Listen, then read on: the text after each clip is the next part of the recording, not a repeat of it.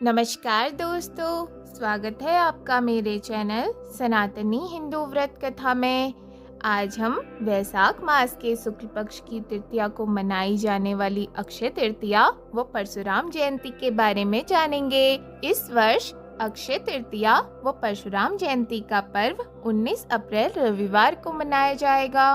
वैशाख मास के शुक्ल पक्ष की तृतीया को अक्षय तृतीया या अखा तृतीया अथवा आखा तीज भी कहते हैं। अक्षय का शाब्दिक अर्थ है जिसका कभी नाश ना हो अथवा जो स्थायी रहे।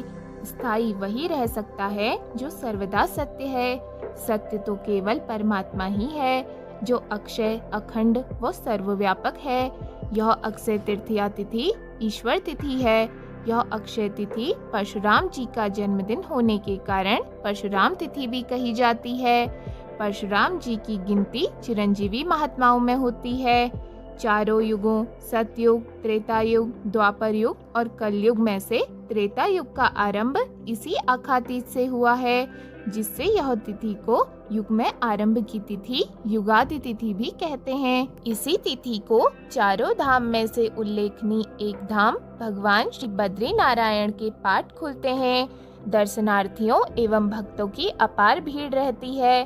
भक्तों के द्वारा इस दिन किए हुए पुण्य कार्य, त्याग, दान दक्षिणा, जप तप, होम हवन, गंगा स्नान आदि कार्य अक्षय की गिनती में आ जाते हैं। भगवान भक्तों का प्रसाद प्रेम से ग्रहण करते हैं। अक्षय तृतीया को ही वृंदावन में श्री विहारी जी के चरणों के दर्शन वर्ष में एक बार होते हैं। देश के कोने कोने से श्रद्धालु भक्तजन चरण दर्शन के लिए वृंदावन पधारते हैं। वैशाख शुक्ल तृतीया को मनाया जाने वाला यह व्रत पर्व बहुमान्य है। विष्णु धर्म सूत्र, मत्स्य पुराण, नारदीय पुराण तथा भविष्य आदि पुराणों में इसका विस्तृत उल्लेख है तथा इस व्रत की कई कथाएं भी हैं। सनातन धर्मी गृहस्थजन इसे बड़े उत्साह से मनाते हैं। अक्षय तृतीया को दिए गए दान और किए गए स्नान, जप तप, हवन आदि कर्मों का शुभ व अनंत फल मिलता है। भविष्य पुराण के अनुसार सभी कर्मों का फल अक्षय हो जाता है, इसलिए इसका नाम अक्षय पड़ा। इस तिथि में जल से भरे कलश, पंखे, चरण पादुकाएं, जूता, छाता, गौ, भूमि, स्वर्ण पात्र आदि का दान पुण्यकारी माना गया है। इस दान के पीछे यह लोक का विश्वास है कि इस दिन जिन जिन वस्तुओं का दान किया जाएगा वे समस्त वस्तुएं स्वर्ग में गर्मी की ऋतु में प्राप्त होंगी।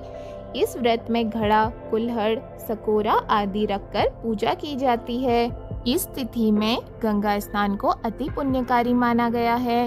मृत पितरों का तिल से तर्पण, जल से तर्पण व पिंडदान भी इस दिन इस विश्वास से किया जाता है कि इसका फल अक्षय होगा। इसी दिन नर नारायण, परशुराम व हयग्रीव का अवतार हुआ था, इसलिए इनकी जयंतियाँ भी अक्षय तृतीया को मनाई जाती हैं। श्री परशुराम जी प्रदोष काल में प्रकट हुए थे, इसलिए यदि तृतीया को मध्याह्न से पहले तृतीया आ जाए तो उस दिन अक्षय तृतीया, नर नारायण जयंती, हयग्रीव जयंती सभी संपन्न की जाती हैं। इसे परशुराम तीज भी कहते हैं। अक्षय तृतीया बड़ी पवित्र व सुख सौभाग्य देने वाली तिथि है। इस दिन गौरी की पूजा भी होती है। सधवा स्त्रियां और कन्याएं गौरी पूजा करके मिठाई, फल व भीगे हुए चने बांटती हैं। गौरी पार्वती की पूजा करके धातु या मिट्टी के कलश में जल, फल, फूल, तिल, अन्न आदि भरकर दान करती हैं। गौरी विनायकोपेता के अनुसार गौरी पुत्र गणेश की तिथि चतुर्थी का संयोग यदि तृतीया में होता है तो वह अधिक शुभ फलदायी होता है। इस तिथि को सुख, समृद्धि और सफलता की कामना से व्रतोत्सव के साथ अस्त्र शस्त्र, वस्त्र, आभूषण आदि बनवाए, खरीदे व धारण किए जाते हैं। नई भूमि का क्रय, भवन, संस्था आदि का प्रवेश इस तिथि को शुभ फलदायी माना जाता है। इस तिथि पर ईख के रस से बने पदार्थ, दही, चावल, दूध से बने व्यंजन, खरबूज, तरबूज व लड्डू का भोग लगाकर दान करने का विधान है। आप सभी को अक्षय तृतीया व परशुराम जयंती की बहुत बहुत शुभकामनाएं। यदि आपको हमारी आज की वीडियो पसंद आई हो तो वीडियो को लाइक और चैनल को सब्सक्राइब जरूर करें। धन्यवाद।